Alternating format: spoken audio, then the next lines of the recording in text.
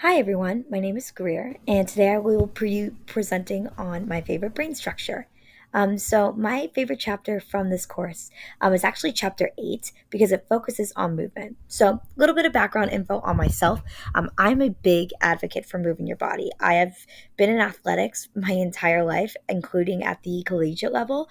My mom owns a fitness studio. I also coach fitness classes, so moving your body is really important to me. And so, if you're not getting the trend of today's project, the brain structure that I find to be my favorite is the cerebellum. Why? Because it relates to movement. So, the cerebellum is part of the metacephalon, which is one division of it, but it's located in the lower back part of the brain. It accounts for 10% of total brain weight, and it has the most amount of neurons in the brain, almost 80%. Which is kind of misleading looking at the size of the cerebellum. In fact, in Latin, the cerebellum literally translates to little brain. So for this assignment, I will be focusing more on the traditional view of the cerebellum, which emphasizes its role in coordinating voluntary movements, um, regulating or balance and maintaining muscle tone. But if you were curious, the more modern view of the cerebellum is both the traditional role as well as participation in language and other cognitive processes.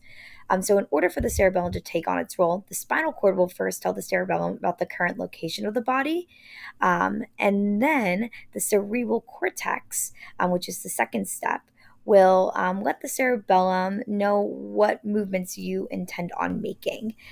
So after input from both structures, then when the spinal cord and the cerebral cortex communicate with the cerebellum will then process the sequences as well as the timing of the required muscular movements, and then a plan is created, a game plan. So, if you were thinking before I gave you the background info of the cerebellum that it initiates muscular movement, you would be incorrect. However, it does do an excellent job at creating this game plan for muscular movement, the sequences, the timing of everything. So, now knowing a little bit of background information on the cerebellum, it does not initiate muscular movement, but it helps with the sequential side of things. I kind of want to get into more of the disorders and dysfunctions of the cerebellum. So we've learned that there is a relationship between movement and the cerebellum. So that means that if there's disturbance in in movements, that is a sign of a disorder in the cerebellum. So there are different signs. Some of our most typical signs are going to be difficulties in mobility, slurred speech, and abnormal eye movements. Now, looking at these pictures, I thought of a particular disorder known as ataxia. And ataxia is a loss in muscle coordination and control. There are several factors that can cause ataxia. Just by looking at these pictures, do you notice one, or can you think of just one factor? Still thinking about it. Okay, if you guessed alcohol, you would be correct. So, toxins can actually cause ataxia, which can affect the cerebellum. In fact, the cerebellum is one of the first brain structures to be affected by toxins by displaying a lack of balance and coordination.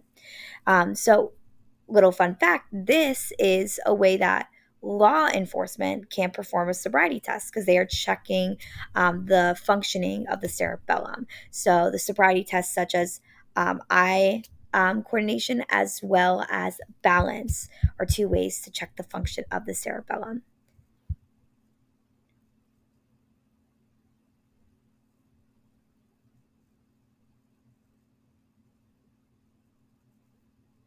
Okay, and here are my references from this project, mainly just using the textbook. And thank you guys so much for watching. I hope you enjoyed.